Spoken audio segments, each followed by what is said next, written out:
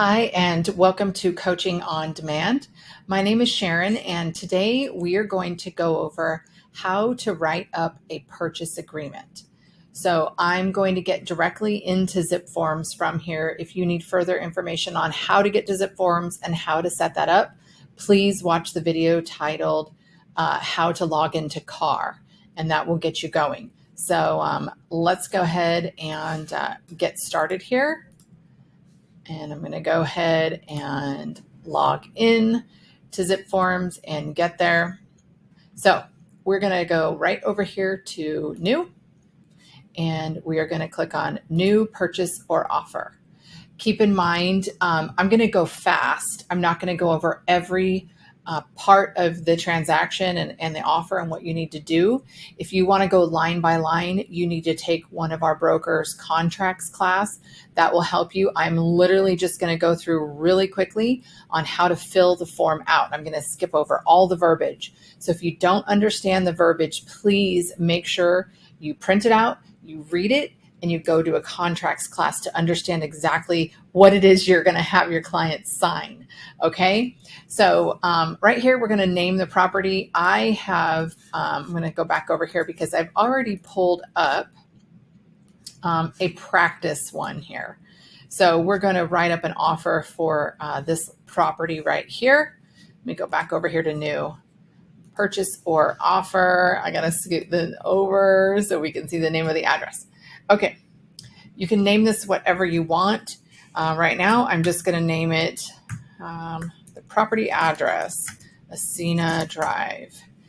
We're going to enter it here again, 17051 Acena Drive in, we're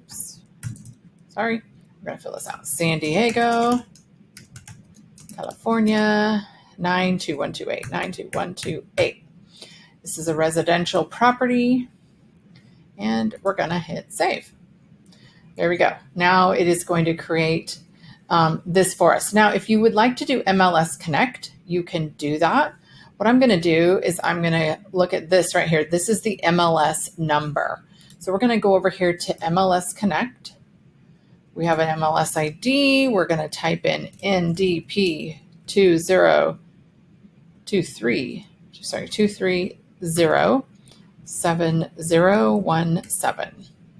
We're going to include the property photo just because it's fun. All right, there we go. And we're going to import. Yes, we're going to replace the data we've already added because really we haven't added any data. So there we go. Now we've got all of this here. We really only need to fill out this part right here. Now we're going to go over up here to the Parties tab. You are going to be representing the buyer on this one. Now, I'm going to click this right here. We're going to represent the buyer. We're going to use our trusty old Joe Smith as our buyer. joesmith@gmail.com. You don't really need any other information here. You can fill it out if you want. However, if you're going to DocuSign and have your client sign this virtually, you will need an email address. We're going to go down here and we're going to hit save. I'm going to click on my name here. If your name is not here, you're going to go over here and click on selling agent. Yes, you are the selling agent because you are selling the home to your buyer. So we're going to click right here. I've already saved my information in the address book. So I'm going to go up to the address book. I'm going to find myself. If you have not already done this, you can fill this information out and then just click this box right here that says Save to Address Book. So you're going to have your name here. You're going to pull this up every single time. This information's not going to change. So save it to the address book and it will keep you from filling this out every single time. Your name, your license number, Keller Williams Realty. Our broker is Richard Winkler and his license number is 01524589. You're going to fill out the rest of your information here and you're going to hit save. All right. So what we're going to do, we're going to go over to the sell side as well. And it did pull in our information. And I do know that because we did the MLS Connect, it's telling us that the listing broker is Louis Ortiz, who is here in our office. happen to know who his broker is too. Guess what? It's the same as your broker. So if any information did not pull over, you can actually find that on the listing by going over here, and you're going to find his name. Let me scoot this over a little bit more. There we go. You're going to find his name, his office, by clicking on his office right here. If you would happen to be at a different office than you are, there's his broker. You can find all of the information that you need right there. I personally never put in the listing agent's email. I'm going to delete it right there, because you're never going to send the listing agent or anybody that's not your client. You're never going to send them documents directly through DocuSign. So as a safety precaution, I never do that. I'm going to hit save. Now, if you want your offer to stand out from everybody else, what you're going to do is you're going to put the seller's information on there. Gotta love it. You're going to put the seller's information on there. How do you find the seller's information? Well, let me just show you. On this listing we have right here, we're going to go up to this tab right here, and this is the tax records.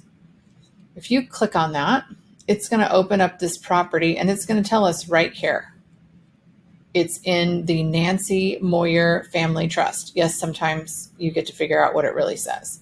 But you can see that Nancy Daphne Moyer is the owner. So you're actually going to write it up in the trust. If you're unsure, you can either leave it blank, or you can call the listing agent and ask exactly who you should write this up under. Okay. We're going to go over here to documents, this documents tab right here on the top, and we're going to click all forms on the right hand side. First form we're going to click is the California Residential Purchase Agreement. And we're going to click outside of that. Now, I want to remind you, this is not a contracts class. I'm going to go fast, and I'm going to fill this out to keep the video a little bit concise here. If you have questions beyond this, please feel free to reach out to myself, reach out to our broker, Rick Winkler. Either of us are going to be happy to help you with that. But I would encourage you, go on this video a little bit, pause it, fill it out, do it a little more, go back and forth until you have this down. Okay? We're going to open in, you might not get this option. I have a little older version. So if you don't get that, it's likely going to take you to something that looks just like this. So we're going to scroll down. There is our buyer. Make sure you check the box. He's our buyer. And this should be your information right here. If your information is not here, you did not fill out the parties tab, and you need to go back and do that. If you fill out the parties tab and the summary of all of the information, it's going to auto-populate all of that information directly onto your listing, which as a new agent, sometimes it's hard to figure out who goes where. So fill it out right. That way it helps you in the long run know exactly what you need to do. So we're just going to scroll on down the fair housing forms. The bottom, your buyer is right there. There we go. Keller Williams. There's Louie's name. We're going to keep on scrolling. There's our address. All right. Date prepared. We're going to put today, September 19th. Joe Smith. This is the address. San Diego. Don't forget to fill out the county. I see this part is missing a lot when I review these. Also, the parcel number. If you didn't auto-populate that, you're going to need to go to the tax records, which is right over here, and find this APN number right here. All right? You make sure it's on your document here. I see this missed a lot as well. So right here under 2B, Louis Ortiz is the listing agent. So he's representing the seller. I am going to be representing the buyer, or you, because we're writing up a purchase agreement. Now, should you be the listing agent and representing the buyer as well? You're going to check this box right here that says dual agent. Technically, I should be writing that up. I should be checking that only because we're not really a dual agent. I'm going to uncheck that. But we are from the same brokerage. So keep that in mind. We're not going to be a dual agent here. But we're going to make sure that Louis is the seller and that you are the buyer. Okay, purchase price. Let's go back to this listing. The listing is listed for $699 to $739. We're just going to do a full price offer. $739. You have to put a price. You cannot leave it blank. Close of escrow. Around here, longer than 30 days is very much frowned upon unless there's a reason.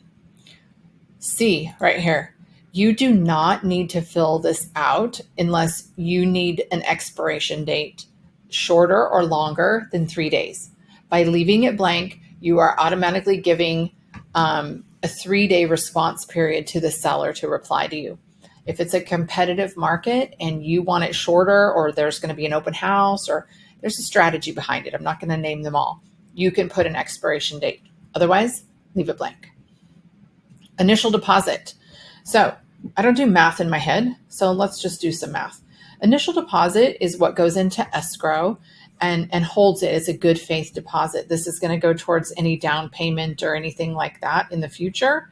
So 3%, anywhere from 1% to 3% is a good down payment. So we're going to do $22,170. And there we go, 3% of our purchase price, due within 3 days. All right, increased deposit, do not fill that out unless you know what you're doing. That's not normally something that gets filled out very often. Okay, we're going to say that my buyer has a loan, and 739, doing math here, and they are going to have a loan. We're going to do 80%. There we go. So their loan, they're going to have a loan for $591,200, which is 80% of the purchase price. Now you see that automatically filled that in there. It automatically also does the math for me down here on number F. It takes their initial deposit plus their 20%-ish, and this should be 20% right here if you do the math. All right. If they have an FHA or a VA loan, you are going to need to fill this out. A lot of times if interest rates are crazy and you want a reason to back out, maybe you're going to say, okay, if interest rates go above 7, this is going to date us depending when you watch this video. Right now, interest rates are 7.3. Let's just say your buyer says, I'm not going to buy this house if interest rates go above 7.5. You're going to put that right there. All right. We're going to scroll on down. If this is an investment property, you're going to need to check this, or if it's just a secondary property.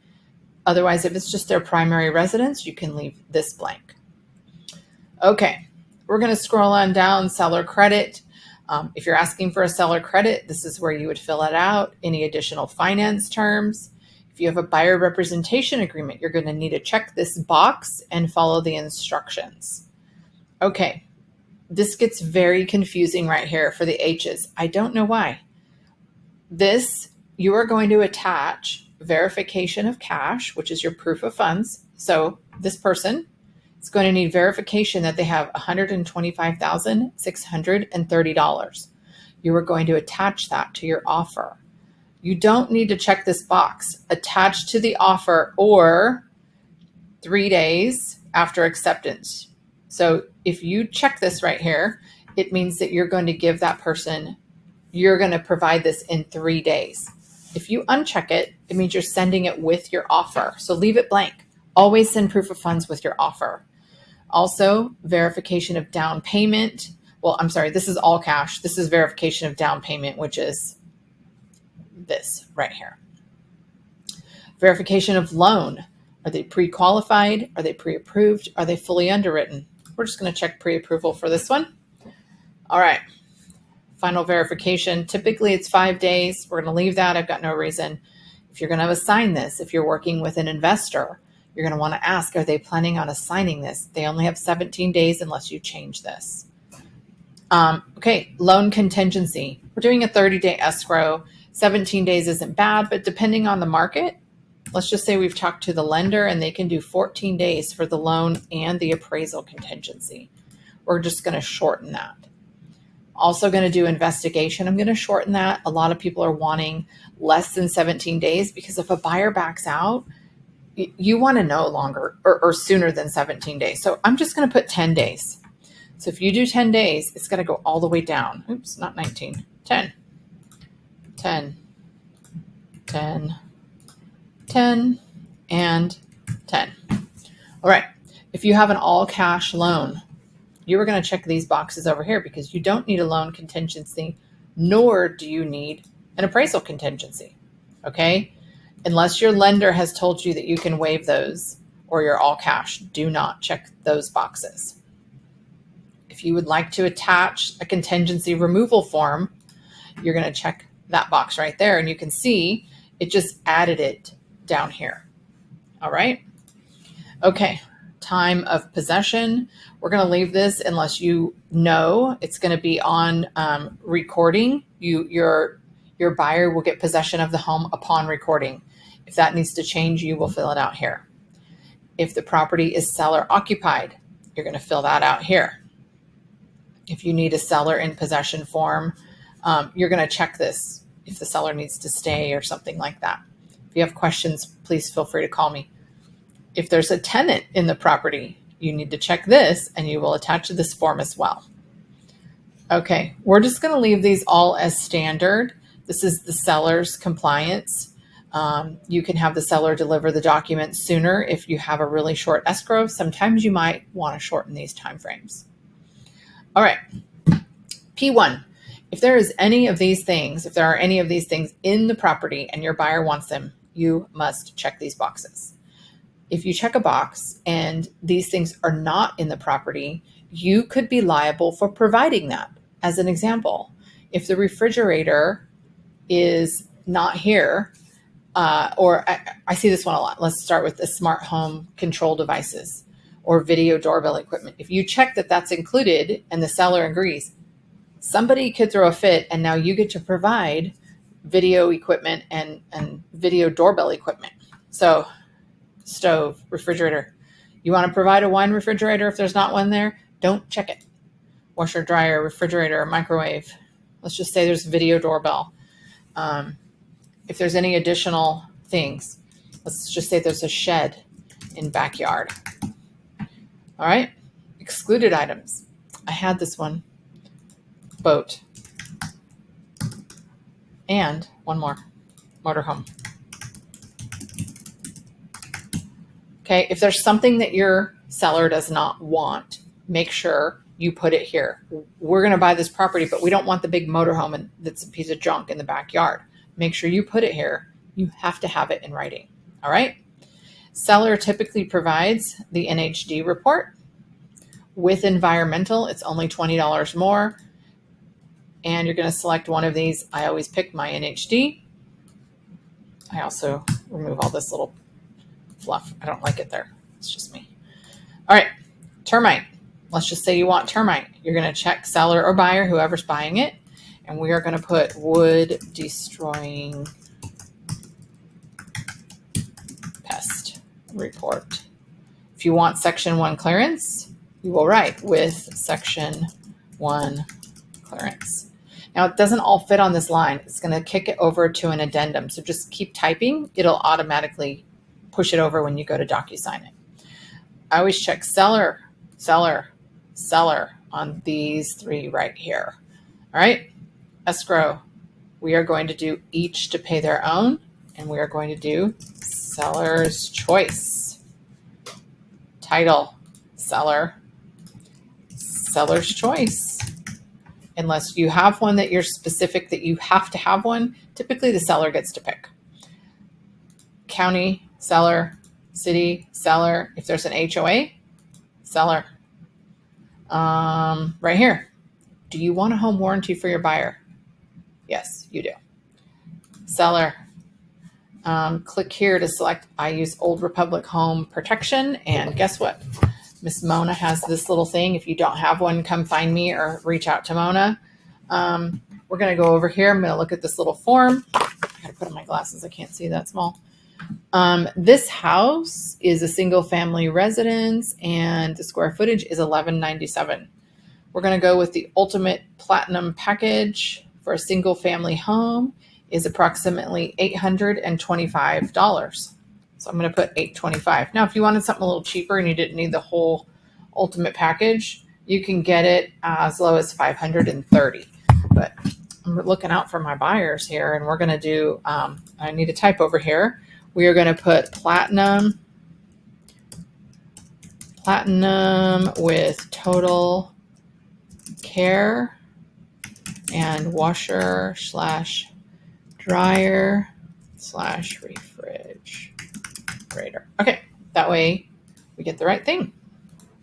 All right, there we go. That is almost all of the whole offer here. You need to look through any of these. If there's something that you feel like you need to attach here, you can if you've attached an additional addendum or something like that. Otherwise, I'm going to scroll right through here. Again, this is not a contracts class. This is a quick fix on how to fill out a purchase agreement. I'm just scrolling all the way through, you guys. Down, down to down, down. There we go. There's our buyer. All right. This is us right here. All right. Buyer's investigation. This is just more stuff. Sometimes the date gets missed right here. Make sure the date is listed here. Buyer contingency removal. I checked that box, but we actually don't need that because we're not going to remove a contingency. So I'm going to go over here. I'm going to X that right out of there. We don't want it. There we go. That's our whole offer. So let me show you how to send it to DocuSign. Ready? I'm going to hit save. Now I'm going to say prepare signing. If you are not connected to DocuSign, you will need to go watch the video on how to connect to CAR. And there I do walk you through how to do that. So we're going to name this packet purchase agreement for Ascena Drive. Right. We're going to hit next. There's our document is already right there. We're going to hit next. We're going to click on our buyer and we're going to click on yourself. That's it. Only people that are signing are the buyers and you. So we're going to set a signing order here. Never sign a document before your buyer or your seller does. You're going to always be the last person to sign. So you're going to make your buyers number 1, 2, 3, or 4, however many buyers there are. Whoever's first is going to get the document first. Nobody else is going to get any emails until the first person signs. Number 3 is not going to get something until number 2 signs, and so on and so on.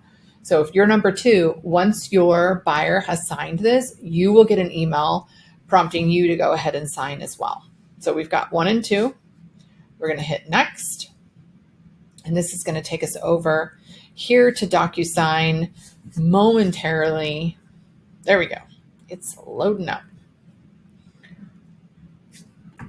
Okay. So now our document's going to pull up. It should have auto-populated everything here for you. If you need to add a signature, if it missed one or you want something special signed, you can go up here. You can click on, let's just say you want to add your signature somewhere. You can just click and drag initials and dates and stuff everywhere, right? So I usually do a quick scroll through here just to make sure, there we go, that signatures are all there, that sort of thing. Again, if you need to move a signature, if it's sometimes, I found that sometimes the lines are off. If you need to move it around, you can do that. You can go back up here and say, we're going to have them sign twice, whatever you want to do. All right. Once you've gone through and you've double checked your offer and you've made sure that all the initials are all in the right place and everywhere they need to be, you're going to go down here and you're going to hit send. I am not going to hit send because poor Joe Smith at Gmail does not want this offer in his inbox. Poor Joe. But once I hit send, it will say, thank you for sending. You've successfully sent it via DocuSign. I hope that you have found this super helpful. If you need to watch it again, go back to the beginning, pause it and play it as you go ahead and write up your offer. It'll really help you a lot when you do that. If this is a real purchase that you are sending, send it to me and then call or text me 858-461-8883 and let me know that you have a real purchase for me to review. Don't send any documents for signatures without me reviewing it or without our broker reviewing it. One of us needs to review it. I will always be your first point of contact for that. If you can't get a hold of me, you can call Rick, our broker, after that. All right, I hope this has been super helpful.